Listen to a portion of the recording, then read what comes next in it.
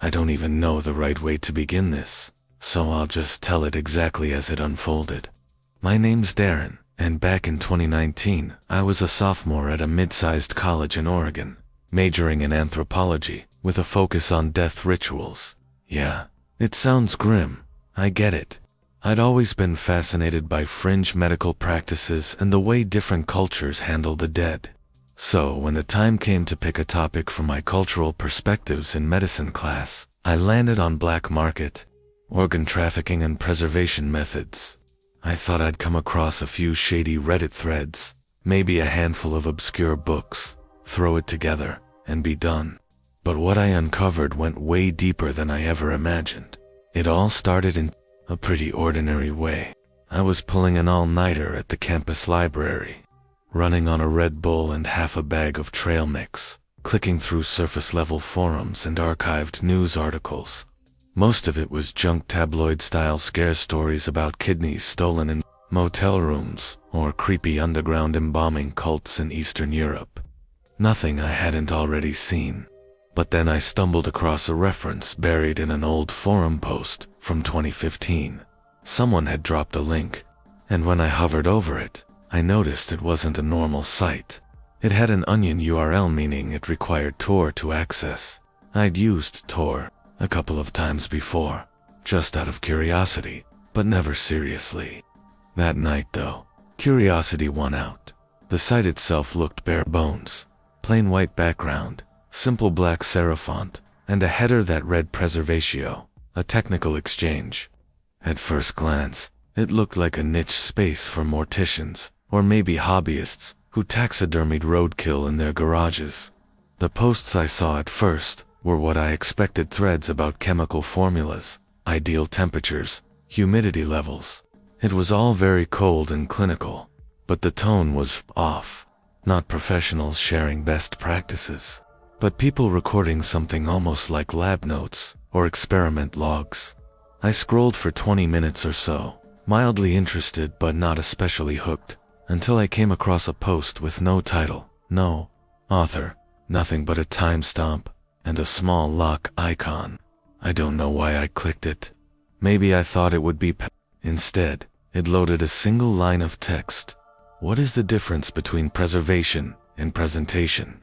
Beneath it was a text box and a note, answer to proceed. I stared at it for a bit, then typed, preservation delays, decay, presentation displays, the body. I hit enter. The page didn't reload, not really, it shifted, like something had peeled open.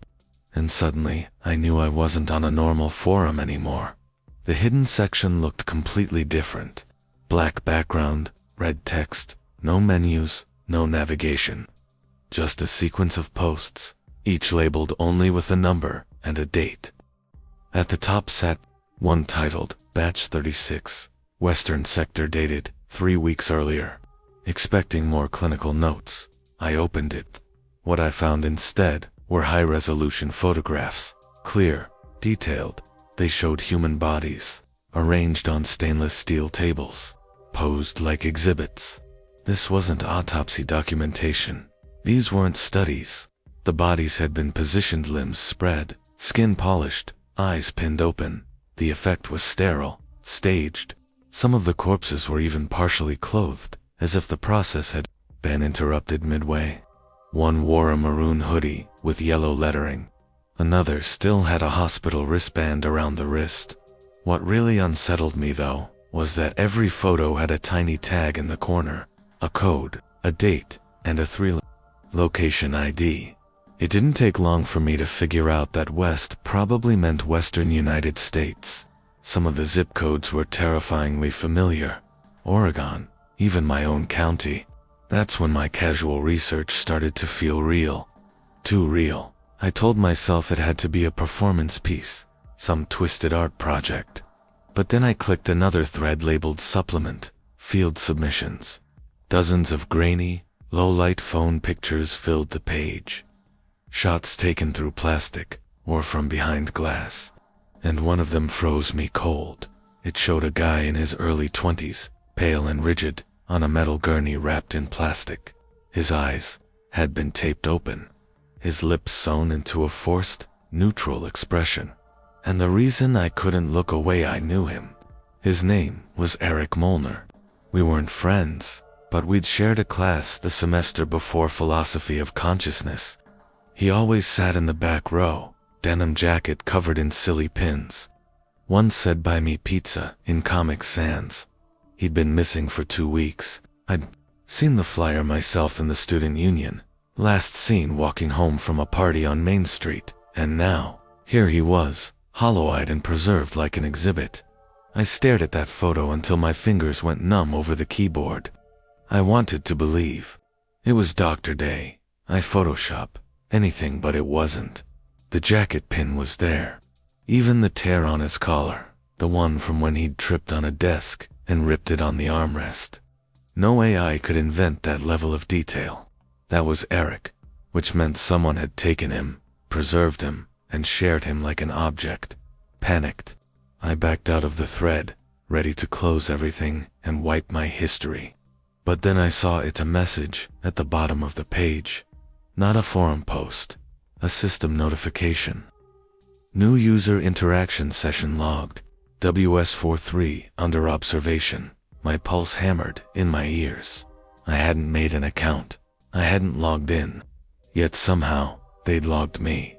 WS43, Western Sector 43. Whatever it meant, it wasn't random.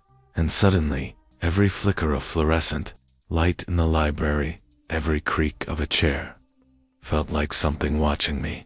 I slammed my laptop shut, almost dropping it, and shoved it into my bag. It was close to 3 a.m. The library was nearly deserted, except for a kid asleep by the printers, and a janitor pushing a mop near the restrooms. The walk back to my dorm was suffocating. Every sound seemed magnified, my own footsteps, the hum of the street lamps, even leaves brushing in the wind. When I reached my building, I deliberately passed the campus security office, and that's when I noticed it. A black car idling across the street, engine running, headlights off, a man inside, motionless. He didn't glance at me, didn't move at all, just sat there. I didn't sleep that night. Twice I opened my laptop, thinking I should report what I'd seen, or at least send the screenshots somewhere, but I couldn't. What if they were already tracking me? What if observation wasn't just a word? What if going to the cops meant someone was waiting? The next morning, I bought a cheap burner phone from the corner store and called Eric's missing person hotline. I didn't give my name, but I told them to check the drainage tunnel behind the paper mill, a guess based on one of the tagged zip codes. 2 days later, the news broke. Human remains had been discovered there. Police confirmed they were chemically preserved, not buried or burned. Preserved, treated like an object. They never named Eric, but I didn't need them to. And somehow, I knew there wouldn't be arrests or suspects. Whoever was behind this had allowed just enough to surface for closure, but not enough to trace. After that, I scrubbed my laptop and bought a new one. I abandoned my research topic entirely, telling my professor I needed something less emotionally heavy. I told no one else, not even my closest friends. I started sleeping with the curtains shut and a pocket knife under my pillow. Paranoid, maybe. But you don't understand. They knew I'd seen it. For weeks afterward, strange emails hit my spam folder.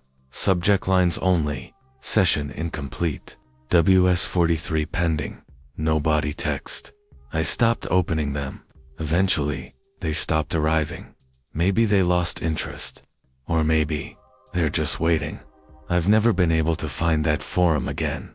Once, after too many drinks, I tried. The link just timed out, like the site had been erased. But I kept one thing, the photo of Eric. I know I shouldn't have saved it, but I needed proof. Proof it was real. Proof I hadn't imagined it. That out there, in hidden corners of the internet, people are still being preserved, posed, displayed while the rest of the world scrolls past memes and influencer drama. I'm not telling this for pity.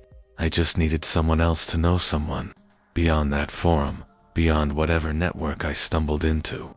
If you ever find yourself on a site about preservation techniques and it asks you a riddle before letting you in, don't answer it. Close the page.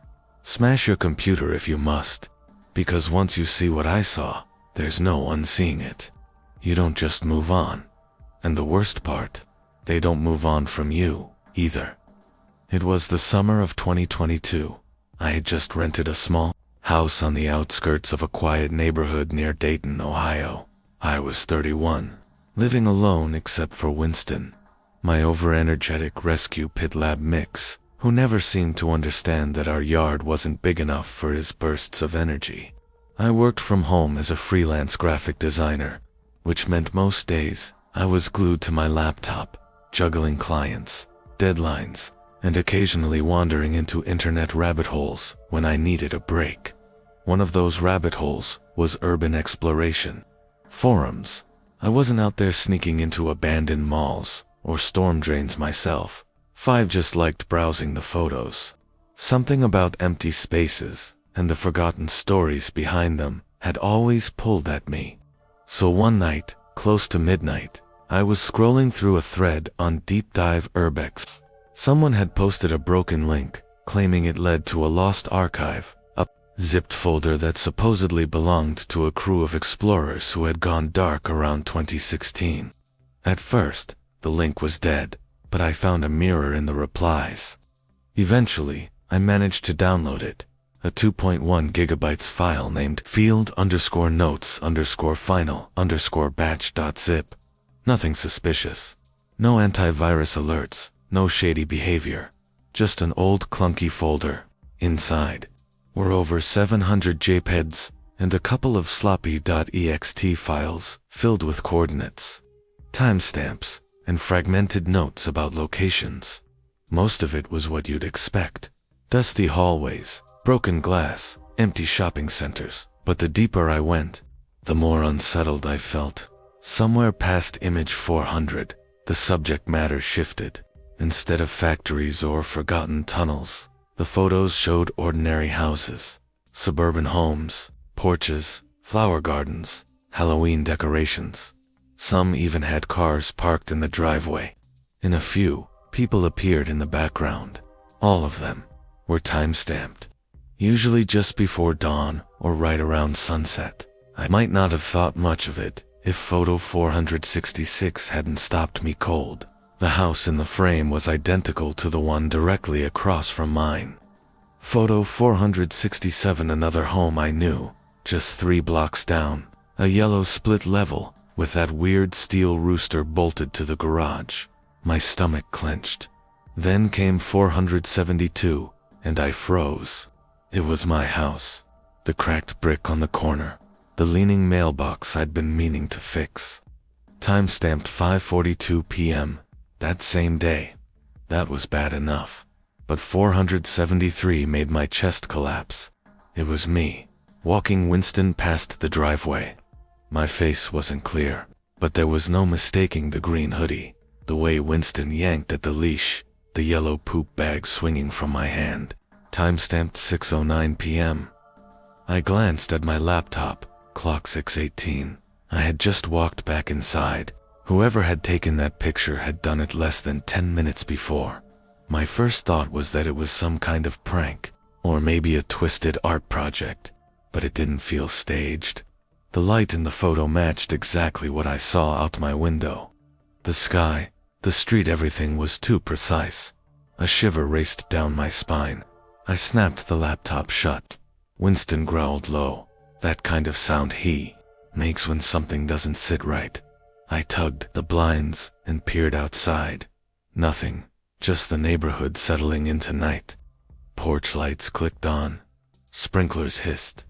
A set of wind chimes clinked softly, but the street seemed unnervingly empty, as if someone had cleared it moments before. No kids, no cars, no footsteps. I stood frozen for minutes, convincing myself it was some cosmic coincidence. But no one should have known my address. I was careful. No location tags. No pictures of my street. I barely even had acquaintances there yet. Eventually, I sat back down and forced myself to keep scrolling. The folder held no more photos of me, but dozens of other houses appeared. All local, all time-stamped. Some looked recent, others older. No sequence, no explanation. Just silence woven into every frame, like the person behind the camera wasn't meant to be there.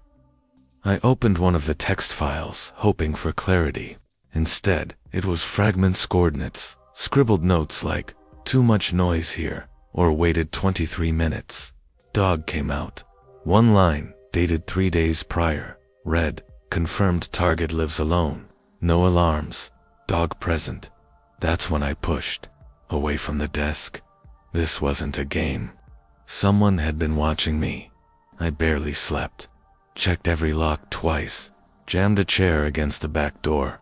Winston paced like he was feeding off my nerves. Every creak in the walls sounded amplified. Every gust outside felt like someone waiting. At around 3 a.m., when I was drifting off on the couch, my laptop pinged. A soft chime. I hadn't touched it. A new folder sat on the desktop, labeled with one word, "Live." My stomach plummeted. Inside was a single shortcut file titled next_session.url. I froze, then double-clicked. A plain black page opened. No logos, no ads, just a spinning circle. Then the screen flickered. A live video feed appeared. My living room.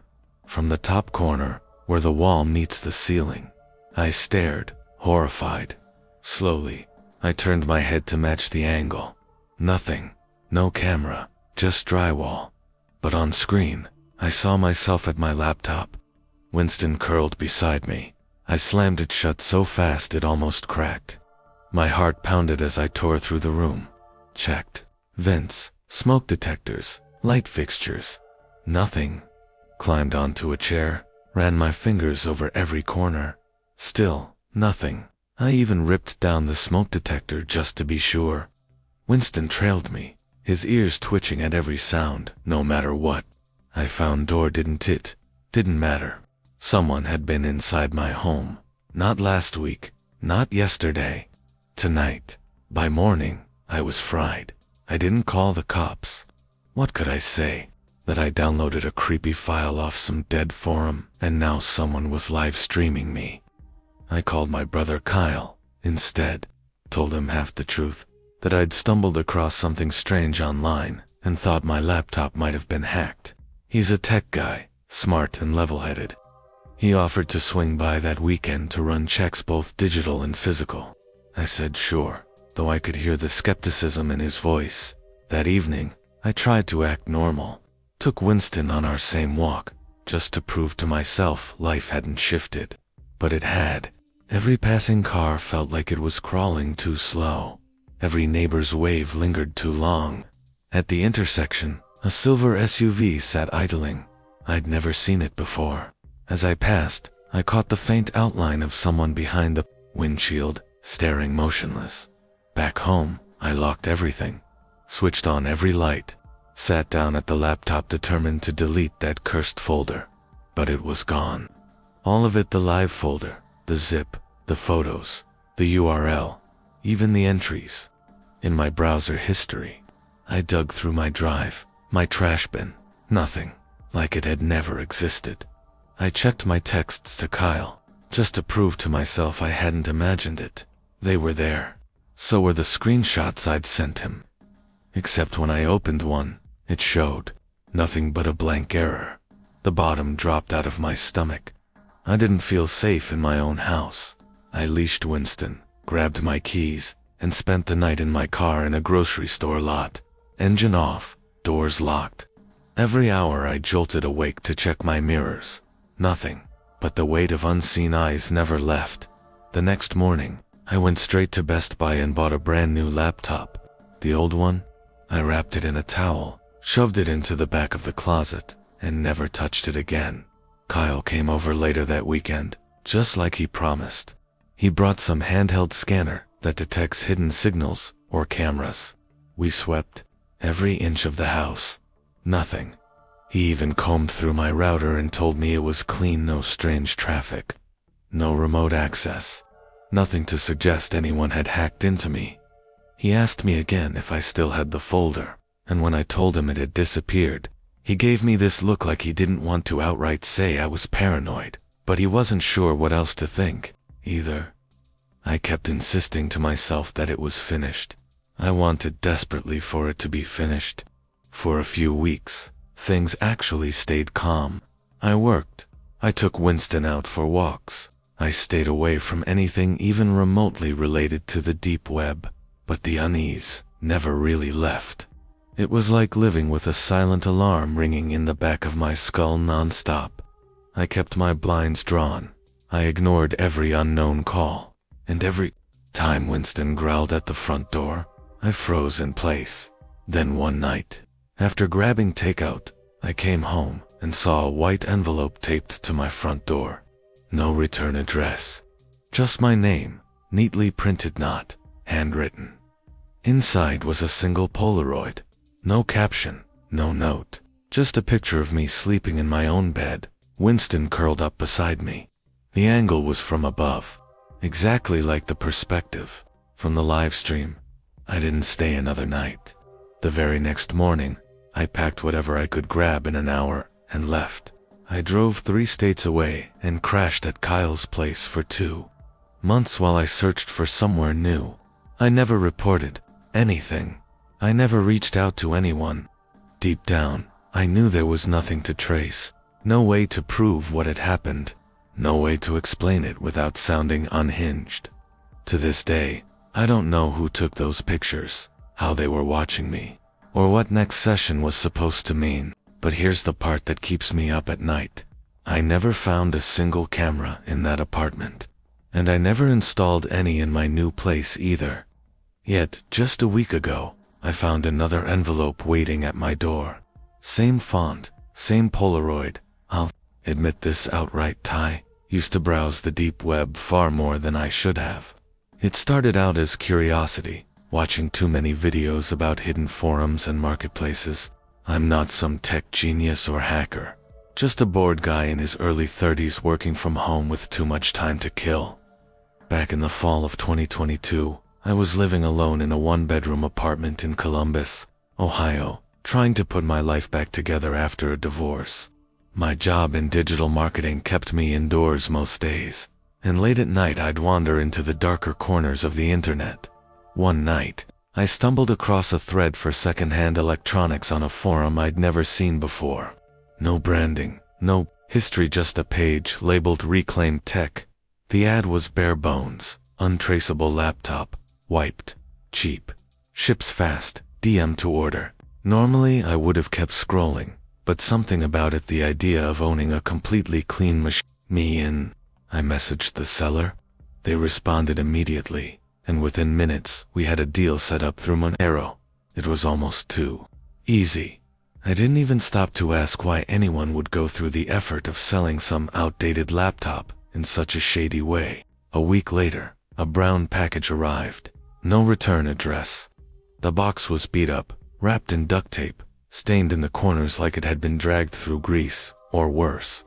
Inside was an old, scratched HP laptop, maybe 8 or 9 years outdated. It powered on, but lagged horribly. I figured I'd just dedicate it to downloads and VPN routing. At first glance, the system looked empty.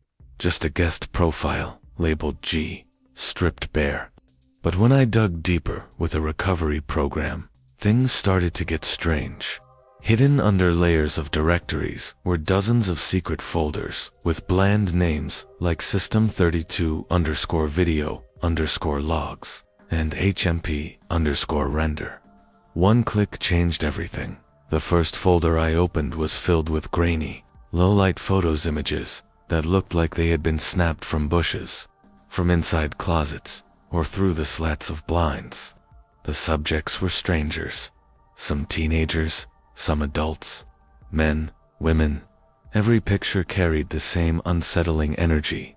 The people had no idea they were being watched. Most photos had timestamps, but the dates didn't line up. They stretched from 2017 all the way to just a month earlier. Then I saw a folder labeled Candid_04.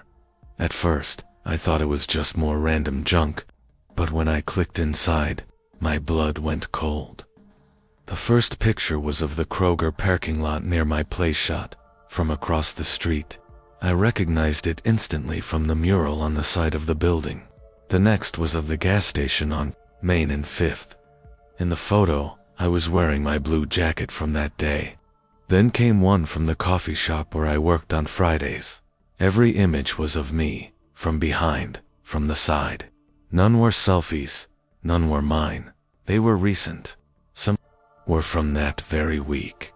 I slammed the laptop shut and just sat there staring at the box like it might start moving on its own. My heart pounded, and a freezing sensation crawled across my skin like I was being watched even at that moment. I tore through my apartment, checking every window, every closet, every corner. Nothing.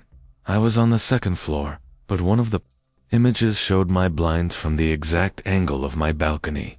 Gripping a kitchen knife, I forced myself to step outside. The balcony was empty, but on the railing was a fresh shoe print. That was it.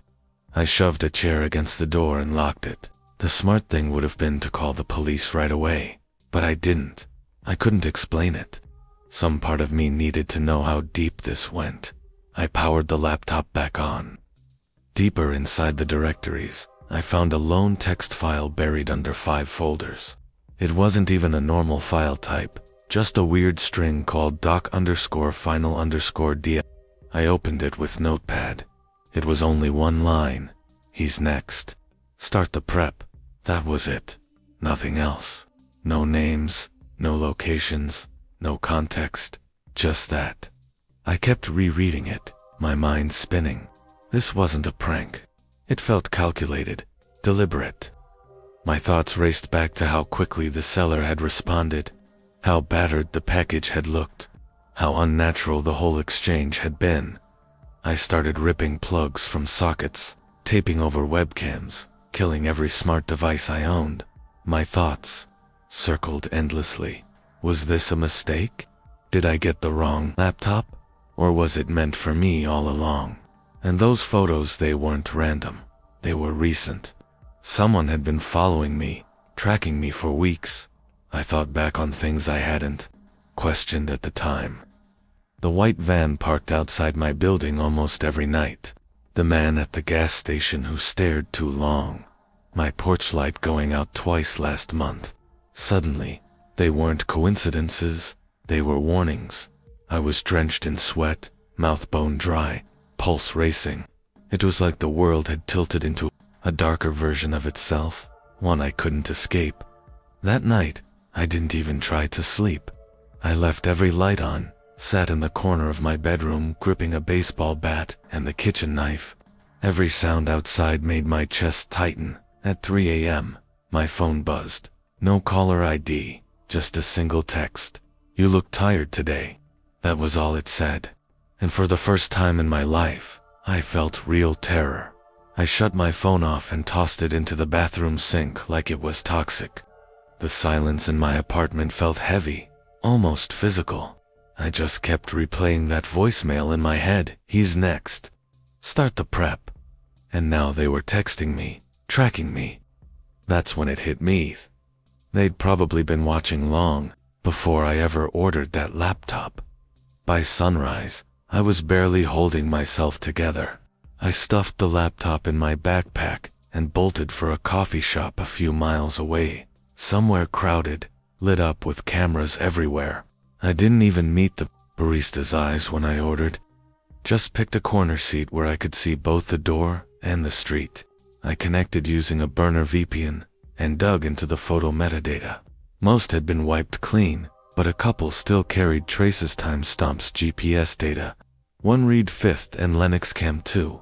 Another said AP207W balcony. That was my unit number.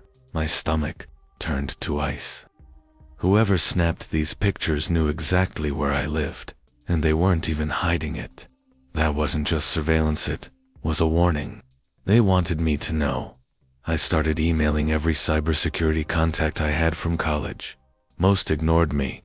One guy, Chris, wrote back a single line, "Burn it, don't ask questions." Another promised he'd call, but never did. I couldn't blame them. What I'd uncovered wasn't some hobby hacker's stash, it felt like an organized network. And I couldn't stop thinking about all those faces in the photos. Not just me, other people.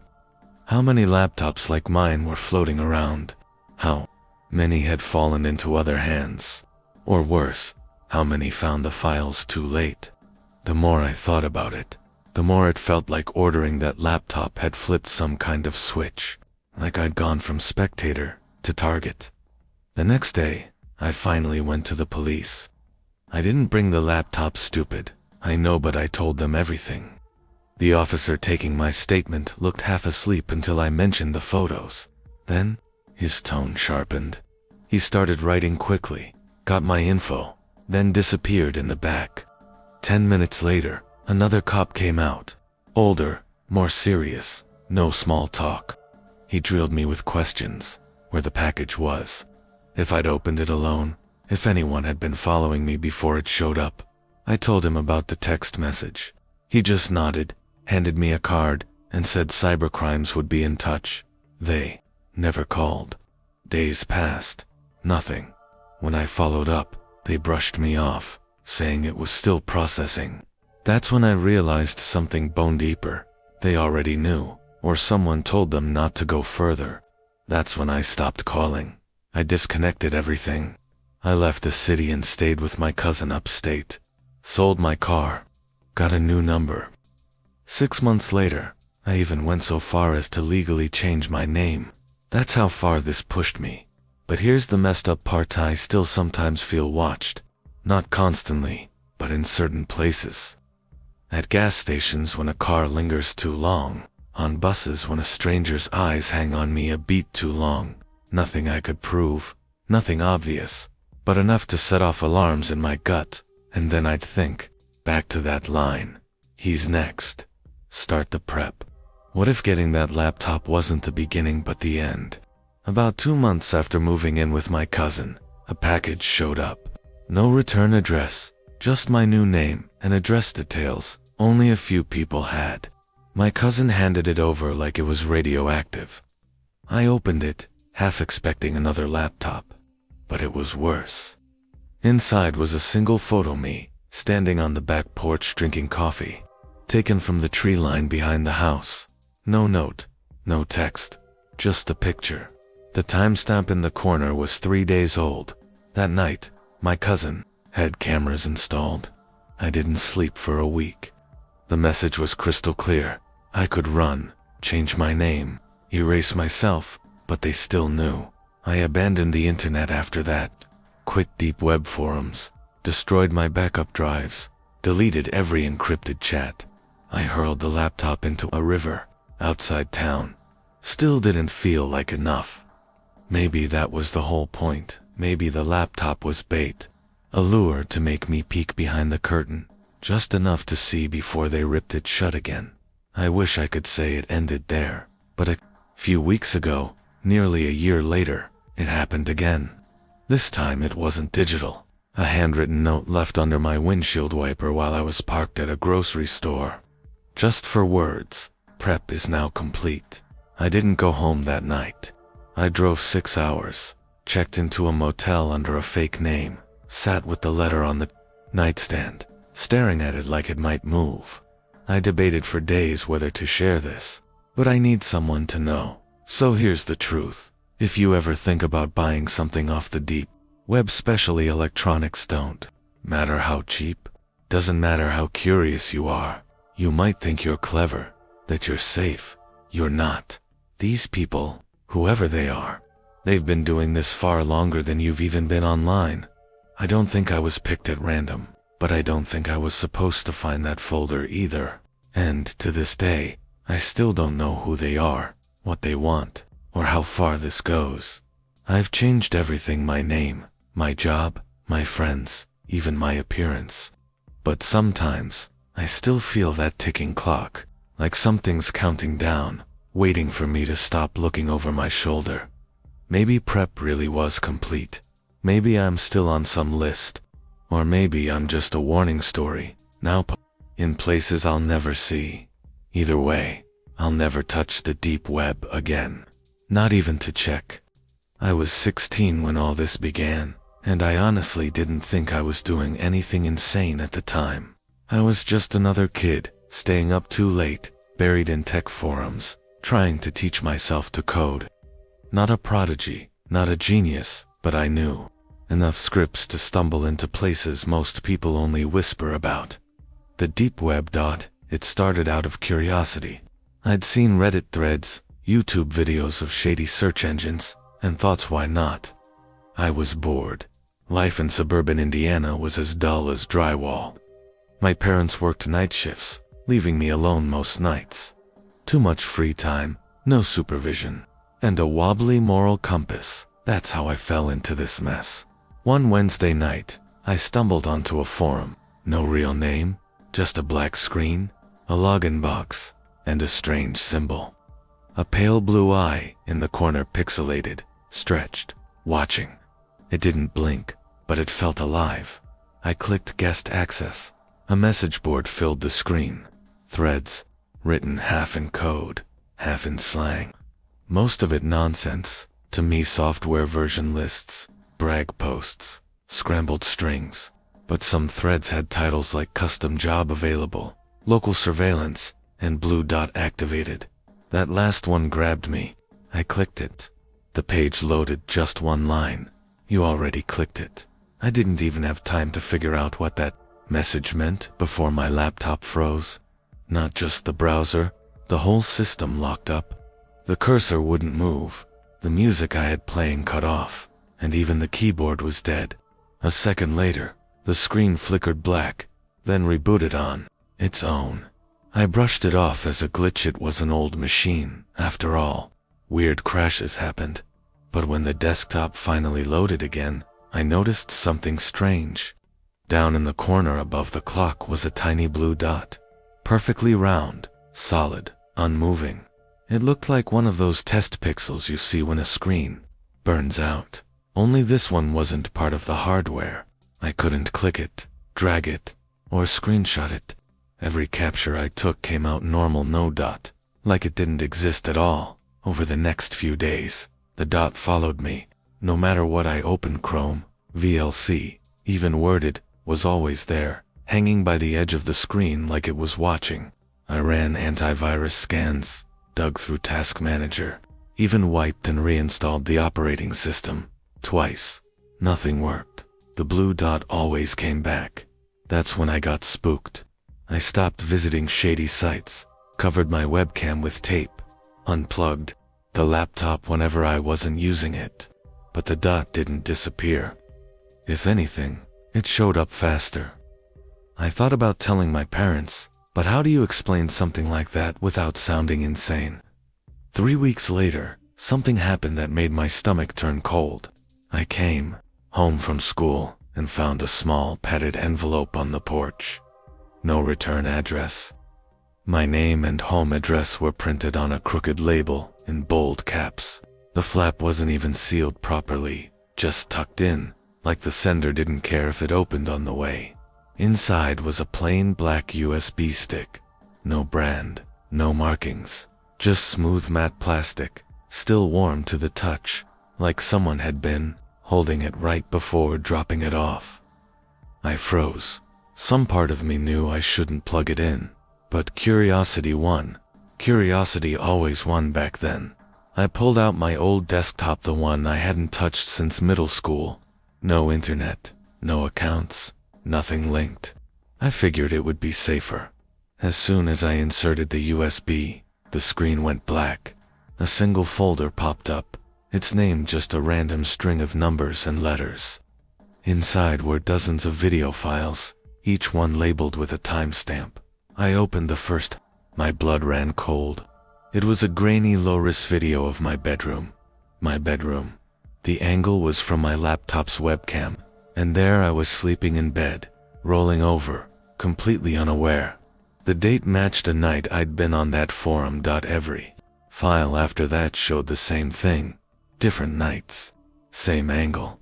Always me, asleep or sitting at the computer, totally oblivious. At first, I tried to rationalize it. Maybe it was a screen recording, maybe some kind of malware trick. But It wasn't. This was raw camera footage, and the videos stopped only when I'd finally covered the webcam with tape. That meant they had been watching me right up until the moment I got suspicious. They saw me panic.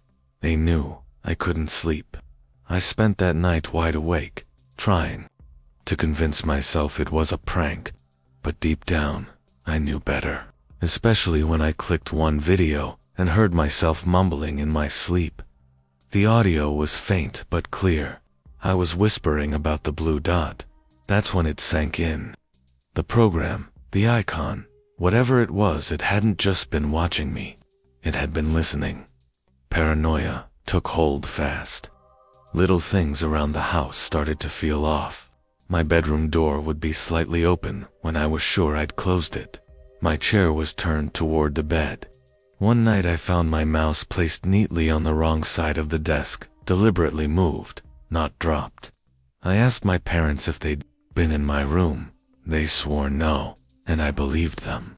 They barely had time to sleep, let alone pull pranks like that. I never told them the full truth. How could I say, someone's been recording me sleep, and they mailed me proof? Eventually I destroyed the USB. I smashed it with a hammer, wrapped the pieces in foil, and tossed them into trash cans across town. It didn't feel like enough, but it gave me a shred of control. I bought a new laptop, cash only, 2 towns over. No accounts, no names. From day one, I taped the webcam and swore off the deep web. The dot didn't stop. It wasn't on the new laptop, but I started seeing it in the corner of my eye, a floating blue spot, pulsing faintly, like an afterimage burned into my vision. The worst came about a month later. I woke up at 3 a.m. for no reason, wide alert. The room was pitch black except for the glow of my router's lights, and that's when I saw it, a silhouette standing outside my second-story window. Tall, thin, too still to be natural. My heart slammed against my ribs. I didn't scream, didn't move, just stared. Then I blinked, and it was gone. In the morning, I found smudges on the glass, long, greasy streaks, like someone had pressed their face against the window. That was it. I begged my parents to let me move my room downstairs. They assumed it was teenage drama. I didn't care what excuse they believed. I just wanted walls between me and that window. I trashed the old laptop, completely ripped out the hard drive, microwaved it, and buried the rest in the backyard. It's been 2 years. No more packages. No more blue dot on my screens. But sometimes, late at night, I still feel it. That prickling sensation of being watched through something I can't see. I tried telling people, once a counselor, a guy online into cybersecurity, but I could see it in their faces. That look that says crazy, and without evidence, what could I prove? The videos are gone. The laptop is gone. All that's left is memory. The part that haunts me most isn't what happened. It's the thought that I let it in. By clicking that icon, by opening that thread, I gave permission. I still think about the pale blue eye symbol. The way it just stared from the corner of the page, waiting. Maybe it's still out there, buried deep in some forum, waiting for the next kid to click without thinking. Maybe the next one won't just get a USB. Maybe it'll go further. I wasn't rich. I wasn't important. I was just another bored teenager. And for that, someone watched me sleep. Sometimes, I wonder if I hadn't taped the webcam. If I hadn't destroyed the USB, how far would it have gone? Would the videos still be piling up? Would someone have eventually knocked on my door? I can't shake the idea that it wasn't random, that I was part of something bigger, a test, an experiment, and I'll never know the full truth. I'm not sharing this for sympathy. I don't care if you believe me. I just need to say it out loud. So if you ever find yourself wandering sketchy forums in the middle of the night, and you see a pale blue eye icon staring back at you, don't click shut down the computer. Walk away. Asterisk, because once you see the dot, it sees you too. One of the threads I stumbled across was called efficient field dressing. Urban applications. Inside were grainy, low-res clips of a man in camouflage gear, demonstrating meat processing techniques on mannequins. At first, I clicked a few out of morbid curiosity, brushing it off as just bizarre survivalist roleplay. But then I opened one, titled Wild Harvest Tutorial Number 7, Upper Limb, Prep Hand. That was the moment everything shifted. Unlike the others, the video quality was sharper, the lighting was bright, the tools were professional, surgical grade, and this time, the model wasn't plastic. The skin was real, covered in goosebumps, veins visible beneath the surface, muscle fibers tensing slightly. The cameraman adjusted focus on the forearm, rotating it to show the underside, and that's when my stomach turned to stone. Etched just above the wrist was a small, faded black sunflower tattoo. I knew that tattoo. 2 months earlier, I'd seen it on flyers plastered all around my neighborhood. It belonged to Heather Moss, a young woman who had gone missing. For a full minute, I sat frozen, hand clamped on the mouse, unable to blink. The upload date showed the video was just 3 days old. My brain scrambled for excuses. Maybe a fake tattoo, maybe hyper-realistic silicone used for medical training. But the more I watched, the harder it was to deny. The way the fingers twitched, the way the skin dimpled under the knife's edge. This was no dummy. And it wasn't just the tattoo. The video's thumbnail had a blurred background, but when I studied it, I spotted a plastic sheet duct taped to the wall. Scrawled across it was a single word I could make out clearly: yield. Panic surged through me. I slammed the tab closed, heart pounding so violently I thought it might tear through my chest. Sleep was impossible that night. I just lay in bed, staring at the ceiling, replaying the sunflower tattoo over and over. I considered reporting it, but how could I explain where I'd been, or how I'd even found it? The forum wasn't accessible. Through normal means, it was hidden behind layers of encryption, trust, and secret invitations. I wasn't even sure I could retrace my steps, and a darker fear gnawed at me. What if they knew I'd seen it? What if they knew I wasn't one of them? I left every light on in my apartment. I changed every password I had. I taped over my laptop's webcam. The next day, I tried logging into the forum's regular page, but my account was gone. Not banned, not suspended, just erased. Every post, every comment, gone. Even the profile of Crag Survivor 12, the one who'd first invited me, had been wiped clean. When I re-entered the hidden code, it redirected me to a dead 404 page. Relief and dread battled inside me. Someone had shut the door, but not before. I'd glimpsed what was inside. For the next week, I scoured news reports daily. Desperate for updates on Heather Moss. Nothing. No suspects. No progress. Just silence. I even walked past the gas station near her apartment complex to check the corkboard. Her missing flyer was still there. Heather's face stared back at me, dark eyes, pale complexion, messy ponytail, as if accusing me of keeping quiet. I couldn't stop wondering how many other tutorials were out there. How many others were watching this material, treating it as some twisted hobby. And how many were just waiting for the moment when practice became reality. A few nights later, at exactly 2:47 a.m., I woke to the sound of my doorknob being tested. Not knocking, not pounding, just that subtle, deliberate jiggle, like someone checking if it was locked. I stayed frozen in bed, lungs barely moving. My phone was across the room, charging. I couldn't risk getting up. After what felt like hours, the sound stopped. When I finally crept to the window, I caught the faint silhouette of a figure walking away down the street. No rush, no hesitation, just leaving. The next morning, I found a folded scrap of paper wedged in the crack of my door. It read only, "You should stick to surface-level content." No name, no signature, nothing else. That was the breaking point.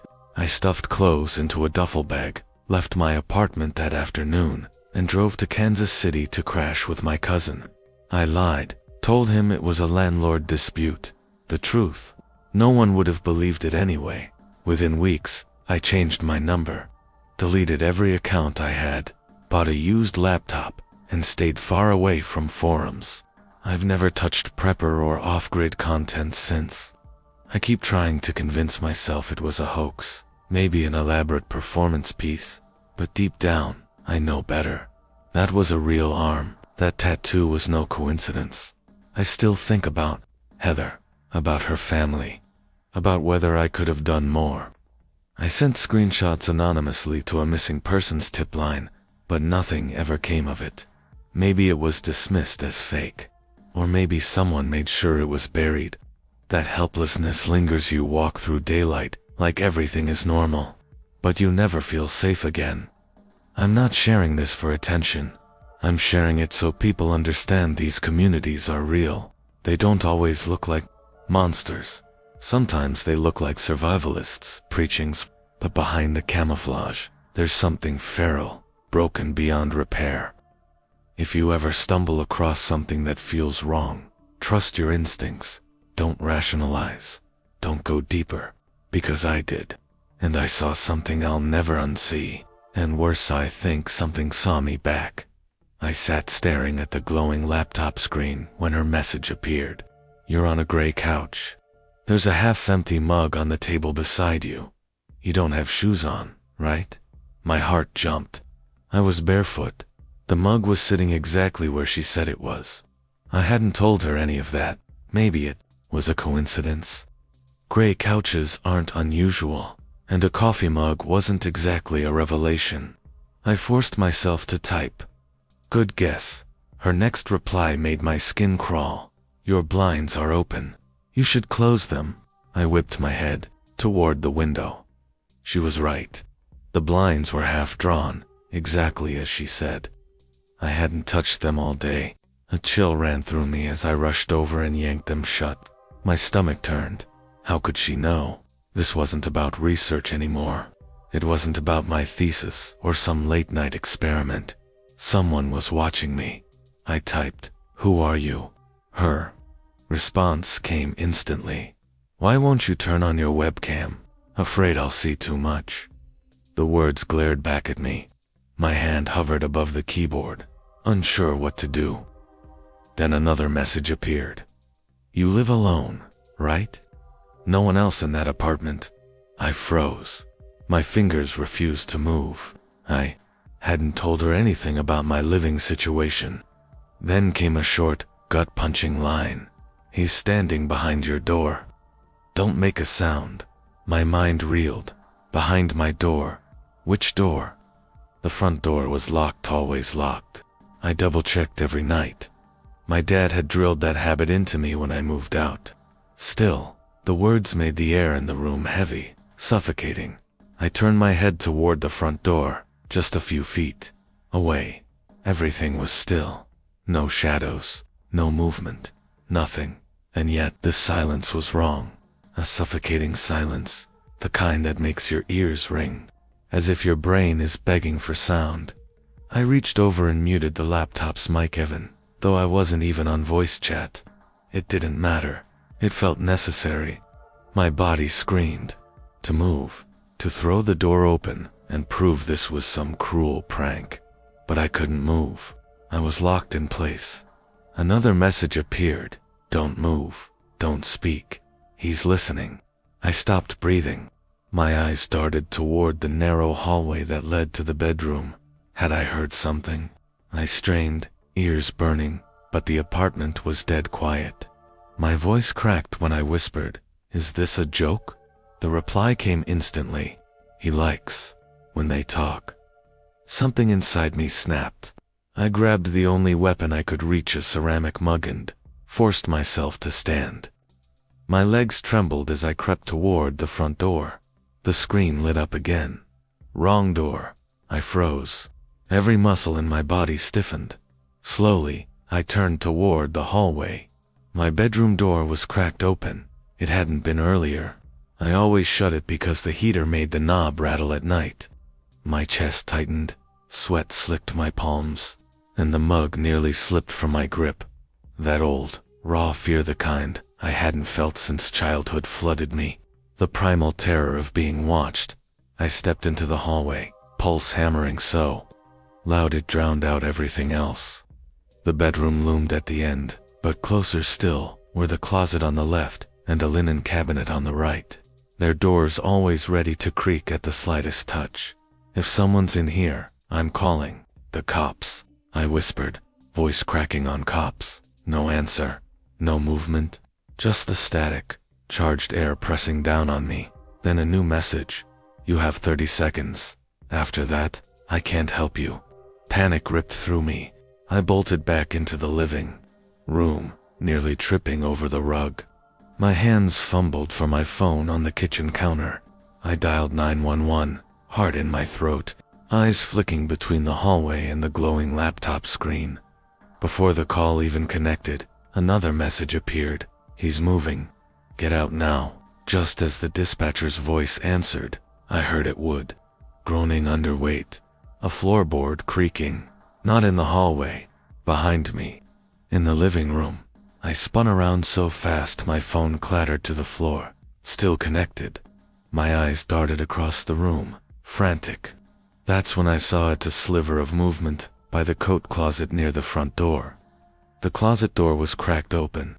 It shouldn't have been. My breath came shallow. I backed away, mug still trembling in my grip. The dispatcher's faint voice leaked from the phone on the floor. "Hello, what's your emergency?" But I couldn't answer. My body refused. The closet creaked open, just an inch. Not a swing, not a push, just a deliberate, slow inch. My laptop chimed again. "He's wearing a white mask. Don't look at his face. Run." I didn't hesitate. I bolted to the window, ripped the screen free, and scrambled onto the fire escape. Barefoot, hands bleeding from the rusted rails. I climbed down into the night. I hit the ground running, socks torn, lungs burning. In the parking lot, I nearly collided with my neighbor Frank, who was just coming back from walking his dog. His eyes went wide, me in pajamas, clutching a broken mug, bleeding and shaking. "Are you okay?" he asked. "Someone's in my apartment," I gasped. The police arrived quickly. The dispatcher had caught enough before the call cut. They searched everything. Nothing. No intruder, no footprints, no mask, no trace of the messages. My laptop was closed, and when I opened it again, the chat history was gone. The username _breezygirl22- vanished. Just an empty space where the log should have been. But I knew what I saw, what I felt. I never slept in that apartment again. I crashed with a friend Jason for a few nights, but I couldn't stop replaying it. The way the messages escalated, the precision, the final warning. Don't look at his face. What would have happened if I had? Days later, I returned in daylight with my dad to pack up. I ended the lease, moved in with my sister across town, and abandoned the project entirely. I never entered those chat rooms again. And yet, late at night, I sometimes catch myself staring at shadows, half expecting to see that sliver of white. The mask. One detail won't leave me. That line, "He likes when they talk." She hadn't said he, she said they, plural. Months later, I checked the site again. Gone. Domain offline. I even asked a classmate who knew the darker corners of the web if he'd ever heard of something like it. His answer: "If someone online starts describing your surroundings, you close the tab. You don't respond." I wish I'd known sooner, because that night, someone or something was in my apartment, and if I hadn't listened to that last message, I don't think I'd be here to tell this story. So if you ever find yourself in an anonymous chat, and they begin describing your room in details, don't wait. Close the laptop. Leave. Because once you see the mask, it's already too late. If you made it this far, don't forget to like the video and subscribe for more stories like this. Drop a comment telling me where you're watching from and what time it is. I want to know who stayed until the very end. See you next time.